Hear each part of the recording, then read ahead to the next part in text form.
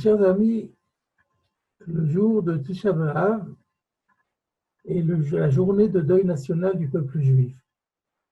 C'est le jour où nous nous souvenons de tous les malheurs qui se sont abattus sur notre peuple tout au long de son histoire et qui a culminé avec la Shoah. La question qu'on peut se poser, c'est justement de savoir pourquoi nos maîtres ont jugé qu'il était important de consacrer chaque année, une année, au souvenir de ces malheurs. Pourquoi c'est important de penser à notre devenir malheureux? Peut-être est-ce justement pour nous faire prendre conscience du caractère unique des catastrophes du peuple juif, qu'a connu le peuple juif au sein de l'histoire de l'humanité tout entière. Du caractère démesuré, du caractère hors norme de ces malheurs. Et en même temps, de nous poser la question de savoir, mais pourquoi finalement Akadosh Baruch Hu a décidé de nous traiter de cette façon? Il y a un mot qui connote très bien ce caractère exceptionnel, prodigieux, irrationnel de nos malheurs. C'est le mot par lequel le prophète Jérémie démarre ses lamentations, et qui porte d'ailleurs son nom, Eicha.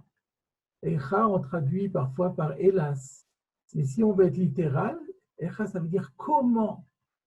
Eicha Yashva Badad. Comment est-il possible que ce soit produit une catastrophe pareille? Que Haïr Abati Am, que cette ville qui était si nombreuse, qui contenait une population si nombreuse, est devenue maintenant complètement vide de ses habitants. Eicha, voilà le mot qui caractérise le caractère hors norme de Tisha B'Av.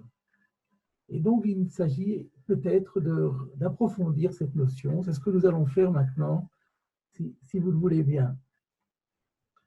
Shabbat prochain, le Shabbat qui suit Tisha B'Av, c'est toujours le Shabbat Nachamu.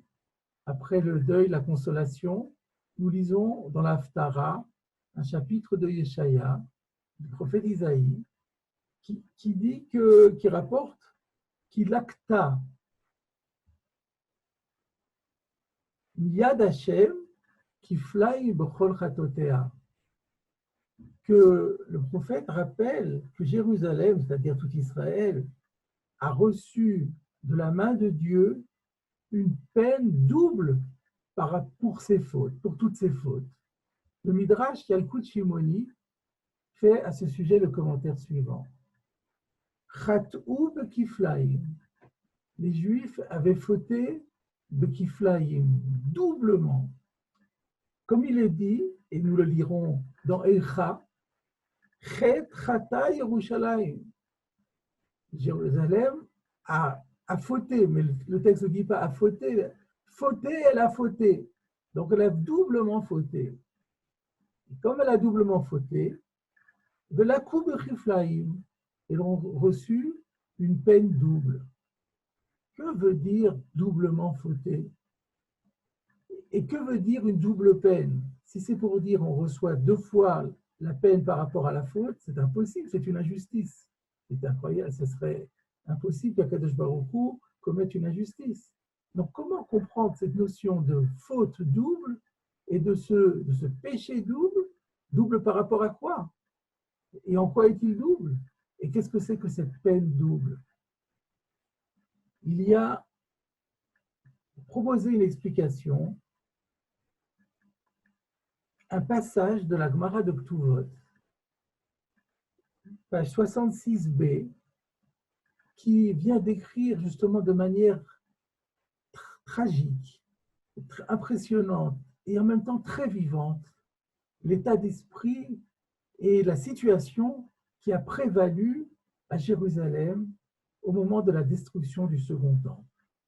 Vous vous rappelez que la Gemara dans Gittin nous raconte que Rabbi Yochanan ben Zakkai était un élève de Hillel, le plus jeune de ses élèves, mais qui ensuite est devenu un grand maître, est arrivé à sortir de Jérusalem pendant le siège que les Romains faisaient. Il est allé avec ses deux disciples, il s'est fait passer pour mort, puis il est allé voir le général qui à l'époque était Vespasien, qui n'était pas encore empereur, et il a obtenu de lui, à défaut de sauver Jérusalem, au moins de sauver le Sanhédrin, de sauver la Torah et d'installer le Sanhédrin à Yavne. Tenli Yavne v'chachamea, donne-moi Yavne. Donc Rabbi Yochanan ben Zakkai a pu échapper au saccage de Jérusalem. Et la Gemara dans Ktuvot, page 66, nous dit que après la destruction, tout de suite après la destruction de Jérusalem, alors Rabbi Yochanan ben Zakkai s'est rendu sur son âne, suivi de ses élèves, à Jérusalem, justement pour se rendre compte de la situation. Et le texte nous dit qu'il a trouvé là-bas une jeune femme accroupie par terre, en train de rechercher des grains d'orge sous les pieds des animaux qui avaient fait leurs besoins. Donc, il était obligé de récupérer des grains d'orge, pas du blé, de l'orge au milieu du fumier.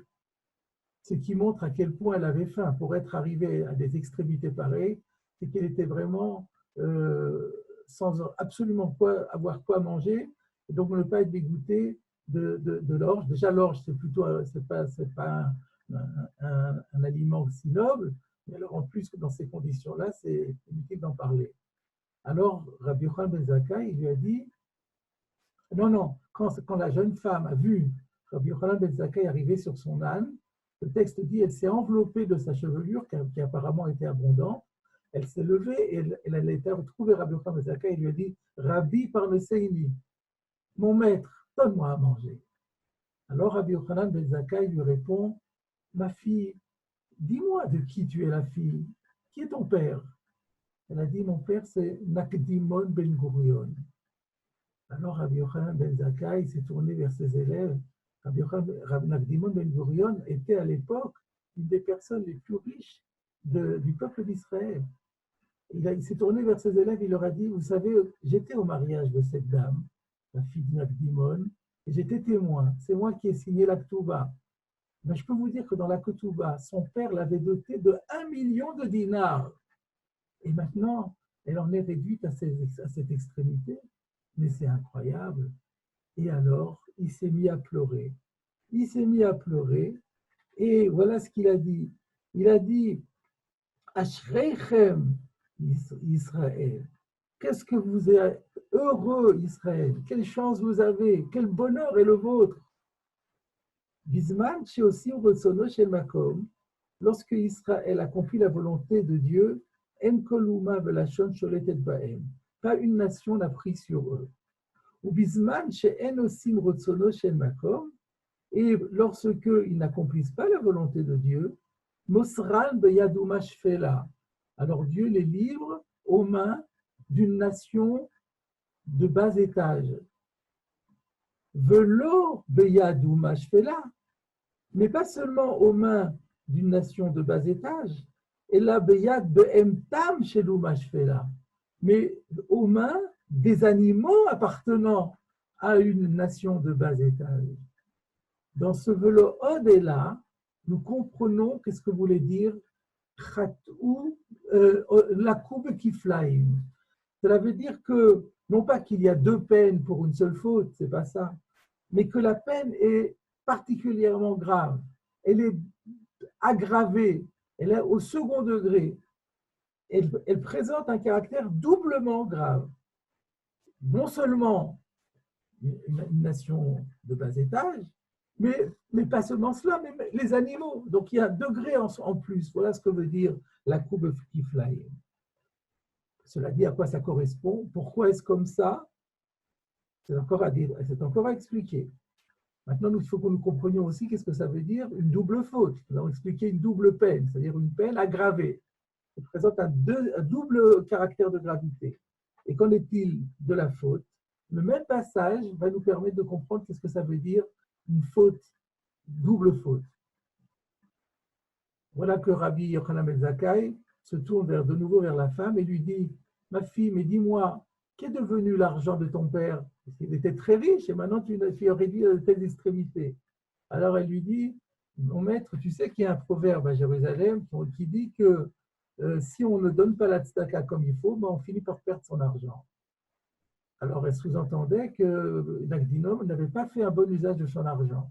La Gemara dit, mais c'est impossible. Nagdimon était un homme d'une générosité invraisemblable. Et non seulement d'une générosité, mais aussi d'une bonté. C'est-à-dire que voilà ce qu'il faisait pour donner la charité aux pauvres, sans que ceux-ci aient l'impression qu'on leur fasse la charité. Quand il allait de sa maison au Beth Knesset, il faisait mettre un tapis de vêtements sous ses pieds, comme si c'était lui qui voulait avoir un tapis rouge. Et en réalité, c'était une manière déguisée de faire la tzedaka. Dès qu'il passait, les personnes qui étaient dans le besoin ramassaient les vêtements les uns après les autres sous ses pieds et ainsi avaient l'impression que par leur débrouille, ils avaient réussi à récupérer des vêtements. Donc c'était un homme d'une générosité inouïe. Comment sa fille peut-elle dire qu'il n'en a pas donné? La Gemara dit qu'il y a deux possibilités. Soit que quand il l'a fait pour qu'on parle de lui, pour son image, donc par intérêt personnel, pour son kavod, ce qui n'est pas bien. Ou alors, peut-être qu'il a beaucoup donné, mais il avait tellement d'argent qu'il aurait dû encore plus donner. Il n'a pas donné suffisamment. D'après cela, on se rend compte que la punition qu'il a encourue, c'était pour quelque chose de très très fin. Il a donné de la tzedaka, il a donné énormément de tzedaka, mais peut-être parce qu'il avait eu peut-être un intérêt derrière cela, ou peut-être parce qu'il aurait pu donner encore plus. À cause de cela, il encourt une peine aussi grave. Alors nous comprenons ici qu'est-ce que cela veut dire, une double faute. Non pas que la faute est double, mais que les critères d'appréciation de la faute sont aggravés par rapport à la norme. Que par rapport, disons, à la manière dont Dieu gère les nations, il y a une norme normale. Mais pour Israël, Dieu est plus sévère. Et il y a un critère de gravité aggravant. Quelque chose qui pour les autres serait une faute vénielle, pour eux devient une faute très grave. Alors, double appréciation, aggrave, en d'autres termes, on aggrave l'appréciation de la faute et on aggrave la peine qui va avec, par rapport à la norme. Et là encore, il faut comprendre, mais pourquoi est-ce comme cela? À quoi cela correspond-il? Alors, la réponse que l'on peut proposer est la suivante. Et je suis ici d'ailleurs le commentaire du Asufat Marachot de Rav Goldwir, qui était un de nos plus grands penseurs au siècle dernier, fondateur de la yeshiva de Kerem Beyavne, et qui propose d'expliquer cela en citant la Gemara de Bava Kama, d'Afnoun Amud Aleph, qui cite un verset des Teilim, chapitre 50, verset 3, Usavivav nis'ara me'od. On parle de Dieu et on dit autour de lui, nis'ara me'od. Le mot nis'ara est compliqué à comprendre. On peut comprendre que ça vient de Sehara, qui veut dire la tempête.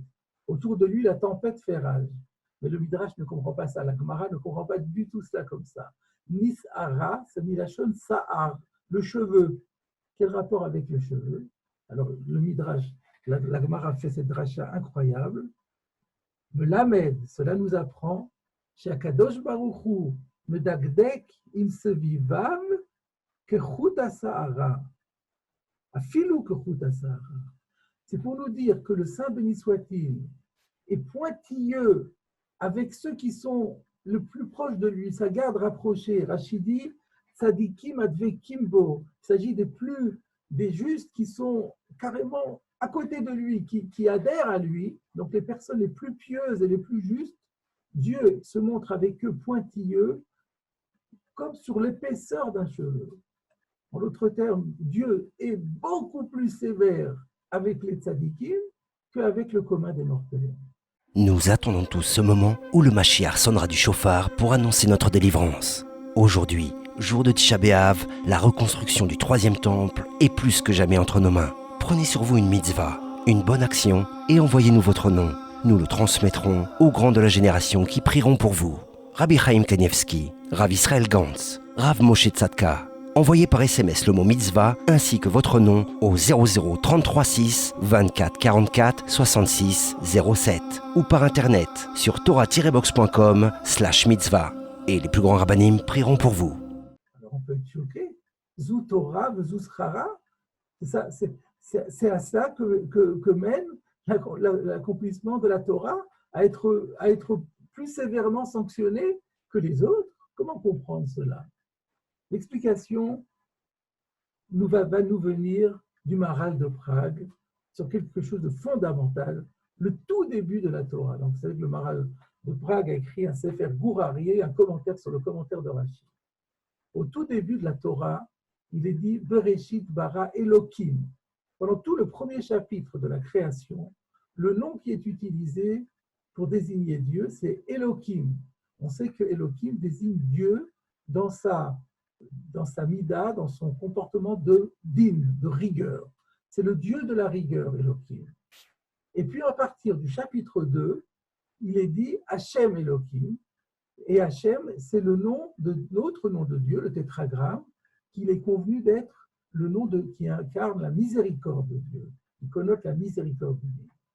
Alors Rashi pose la question, pourquoi est-ce que initialement on n'utilise que le nom divin qui connote la rigueur, et ensuite on met les deux noms accolés l'un à l'autre, la rigueur avec la miséricorde? Alors Rashi dit parce qu'initialement, Mitrila, Allah b'marshava, Dieu avait pensé créer le monde avec comme critère la rigueur. Et quand Dieu s'est rendu compte que le monde ne pouvait pas subsister ainsi, parce qu'il aurait été immédiatement rayé de la carte, parce que d'après la rigueur de la loi, il ne méritait pas de subsister, alors Dieu a modifié et a rajouté la miséricorde, et il a fait une sorte d'association. La rigueur a été pondérée par la miséricorde est pondérée par la rigueur. Ce Rashi est très difficile à comprendre. Comment on peut dire Dieu avait pensé, ensuite il s'est rendu compte, il a revu sa copie, mais chez Dieu il n'y a pas de changement, il n'y a pas de revirement, c'est impossible. Le Maharal de Prague dans le Gourarié nous explique ce que ça veut dire. Si on nous dit que Allah b'marshava, ça veut dire que c'est ce que Dieu désire absolument. C'est l'objectif que Dieu se fixe au monde, que Dieu a fixé au monde, c'est d'être jugé et traité et géré selon la midat hadin, selon la rigueur. Mais dans un premier temps, cela n'est pas possible, donc Dieu provisoirement adjoint à la rigueur la miséricorde. Mais en vérité, il est important, l'objectif véritable, c'est quand même d'arriver à un moment donné à ce que le monde soit géré uniquement par le din. Et le Maharal de Prague nous dit cette phrase étonnante, et il nous dit « Ashrei lo mi sheyachol la'amod b'midat hadin ben tzarich l'rachamim » Heureux celui qui a la capacité de tenir uniquement avec midat hadin, avec la rigueur de justice, et qui n'a pas besoin d'être protégé par la miséricorde. Qu'est-ce que cela veut dire? Comment comprendre cela? Que l'objectif, c'est le din, que le rachamim, c'est un pis-aller, et que heureux sont ceux, pourquoi ils sont heureux? Ceux qui ont la capacité d'être jugés uniquement par la rigueur divine. Nous comprendrons cela si nous nous référons à l'enseignement du Ramchal, Rabbi Moshe Chaim Luzzatto. C'est un de ses enseignements les plus courants, sur lesquels il revient énormément. C'est un leitmotiv dans la pensée du Ramchal, qui, comme vous le savez, est un grand penseur, un grand kabbaliste, un grand balmoussar également. Eh bien, il nous explique pourquoi finalement la neshama, l'âme, est obligée de rentrer dans le monde ici-bas et d'investir un corps. Nous savons que la tradition nous dit que, initialement, les âmes sont toutes regroupées sous le trône divin. Et que sous le trône divin, l'âme se repaît de la proximité de Dieu et jouit d'une béatitude indicible. Nous n'avons aucune idée de ce que c'est, mais c'est un bonheur ineffable. Mais alors quoi? Mais alors, à un moment donné, ce bonheur devient quelque chose de répugnant. C'est ce que le Zohar appelle Nahama de Kisoufa, le pain de la honte. C'est-à-dire que la Neshama, à un moment donné, se dit, mais je jouis, j'ai une jouissance formidable, mais qu'ai-je fait pour la mériter? Rien du tout. Alors je suis un assisté finalement. Et donc, lorsque l'âme prend conscience qu'on lui fait du bien alors qu'elle n'est pas méritée, ce bien ne lui fait plus du tout de bien. Au contraire, ça la fait souffrir. C'est une honte horrible. Et donc, l'âme comprend qu'il faut qu'elle retrouve cette jouissance, mais cette fois-ci de façon méritée. Et comment va-t-elle le faire? Eh bien, en investissant un corps, en rentrant dans le monde ici-bas, dans ce monde matériel qui est plein de pièges, qui est plein d'éléments qui vont à l'encontre de ce que l'âme recherche. Et là, l'âme va devoir travailler avec son corps pour faire en sorte que l'ensemble se mette au service de Dieu. Et à ce moment-là, quand elle va accomplir les commandements de Dieu dans le Olam Hazé, et qu'elle va remonter dans le Olam Haba, alors à ce moment-là, ce sera quelque chose de mérité. La récompense, ce sera cette fois-ci non pas une jouissance donnée par charité, par assistance, ce sera une récompense méritée. Et là, ce sera extraordinaire. Voilà toute l'histoire du fonctionnement du monde, c'est comme cela. Alors, nous comprenons bien après ça ce que dit le Maharal de Prague, c'est que fondamentalement, ce que Dieu veut, c'est que le monde fonctionne uniquement avec la rigueur. Parce que si c'est que de la rigueur et qu'on arrive dans l'Olam Haba en disant, voilà, tu m'as jugé avec rigueur, et avec rigueur, je mérite une récompense méritée à 100%. Mais si, quand je monte dans l'Olam Haba, on me dit, ouais, mais attends, ce que tu as fait, si tu n'avais pas bénéficié d'un peu de miséricorde, tu ne serais pas arrivé. Donc, tu n'as pas vraiment mérité, tu mérites à moitié.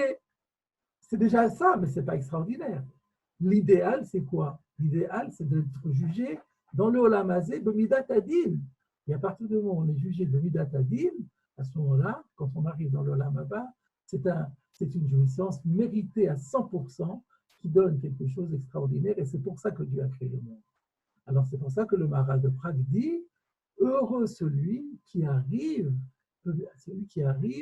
dans ce monde ici, à être à la mode de Midat Adin, à tenir le coup uniquement d'après la loi divine, parce qu'à ce moment-là, s'il a tenu le coup dans ce monde-ci, il a accompli toute sa mission dans ce monde sans bénéficier d'un peu de miséricorde, quand il va aller dans le Olam Haba, il aura une récompense qui est vraiment incroyable, une récompense hors norme. Donc heureux celui qui est comme cela.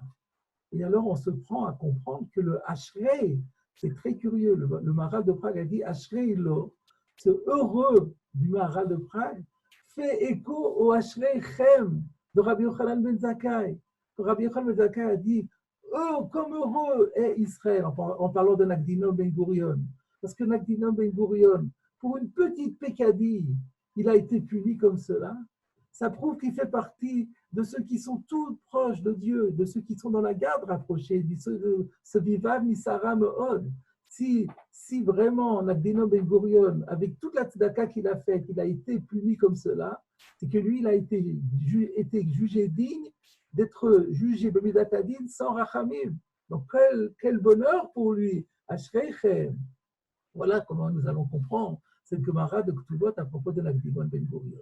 Mais du coup, nous sommes prêts également à comprendre qu'est-ce que veut dire le Midrash qui parle de tout Israël cette fois-ci et qui dit qu'en Israël, la faute a un caractère doublement aggravé et la sanction a un caractère doublement aggravé. Nous avons demandé qu'est-ce que ça veut dire doublement aggravé et puis pourquoi est-ce comme cela?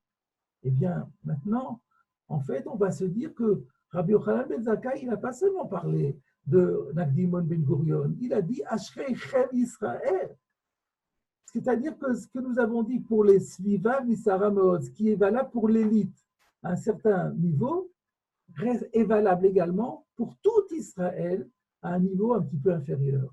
C'est-à-dire que par rapport à la norme, par rapport sans doute à la façon dont Dieu juge les nations, il y a une différence d'appréciation de la part de Dieu. Dieu se trouve plus sévère par rapport à Israël. Le caractère de la faute, il est apprécié de manière plus sévère. Et on s'était demandé, mais qu'est-ce que ça veut dire doublement plus sévère? Maintenant, nous savons que moins sévère, c'est le din avec le rachamim. C'est la rigueur pondérée avec les circonstances atténuantes, avec la miséricorde divine. C'est une moitié de justice, c'est pas vraiment la justice. C'est comme ça que Dieu gère les nations, parce que sinon le monde ne tiendrait pas. Mais s'agissant d'Israël, Dieu est plus sévère. Chet Chata Yerushalayim, quand Israël faute, ou peut-être pas tout le temps, mais il y a des moments dans l'histoire où Israël est jugé digne que sa faute soit envisagée uniquement dans le prisme de la Midat Hadin, de la rigueur divine, sans le moindre rachamim. Et évidemment, si Israël rentre dans ce niveau-là et que la plus petite faute est jugée d'après la loi, alors la sanction sera aussi exactement de la même façon, le Midat Hadin sans rachamim. Voilà ce que voulait nous dire le Midrash, et voilà ce que veut nous dire le prophète Isaïe, et voilà la signification de Tisha B'Av. À Tisha B'Av, nous récapitulons l'ensemble de notre histoire. Et nous nous rendions compte que la gravité des châtiments qui a été encourue par Israël tout au long de son histoire, c'est révélatrice en fait d'une madrega. J'ai oublié de dire que pour donner un exemple, quelque chose de concret, pour illustrer un peu l'idée que nous disons, comme quoi la garde rapprochée de Dieu est punie plus sévèrement, Rav Goldwirth nous donne l'exemple d'un vêtement. Vous avez deux types de vêtements. Vous avez des vêtements grossiers, avec un filage grossier, et puis vous avez des vêtements de soie. Le vêtement grossier, s'il y a une petite tache, on ne la remarquera même pas. Mais si c'est un vêtement de soie, alors la toute petite tache, elle abîme l'ensemble du vêtement. Alors les personnes qui ont ce statut de din sans rachamim, et nous sommes en train de dire que parfois le klal Israël tout entier est jugé ainsi, c'est comme un vêtement de soie, il a fait une toute petite tache, oui mais c'est catastrophe, c'est tout le vêtement qui est abîmé. Et donc, s'agissant d'Israël, Dieu est obligé de se montrer de temps en temps plus sévère. Mais ceci est révélateur du madriga, c'est révélateur d'un degré, et c'est révélateur aussi de son pendant. C'est que si dans le Olam Hazé, on a été obligé d'être jugé de Midat Hadin, quelque part, c'est une promesse de ce qui nous attend dans le monde futur. Et donc, voilà, mes chers amis, la leçon ambivalente de Tisha B'Av. D'un côté, nous pleurons sur toutes ces catastrophes hors normes qui se sont accumulées tout au long de son histoire sur le peuple d'Israël. Mais en même temps, nous ne pouvons pas nous empêcher de penser qu'en réalité, c'est pour la bonne cause. Parce que ça veut dire que nous avons été jugés dignes, la mode de Midat Hadin. Avec tout ce qui s'est passé, le peuple d'Israël est toujours là. Et il a été jugé digne d'être jugé par la Midat de rigueur. Ce qui veut dire que le Olam Haba qui l'attend, la jouissance qui l'attend lorsqu'il arrive et lorsque chacun de nous arrivera dans l'Olam Haba, c'est aussi un bonheur hors norme. Ashreichem Israël, heureuse est le peuple d'Israël. La ligne d'écoute Torah Box, c'est une équipe de thérapeutes et coachs bénévoles à votre disposition chaque jour pour vous écouter et vous aider à surmonter votre difficulté, problèmes de couple, solitude, dépression, violence, harcèlement. Vous n'êtes plus seul, nous sommes là. La ligne d'écoute Torah Box, un service unique, gratuit pour vous. Depuis la France au 01 80 20 5000 et en Israël au 02 37 41 515.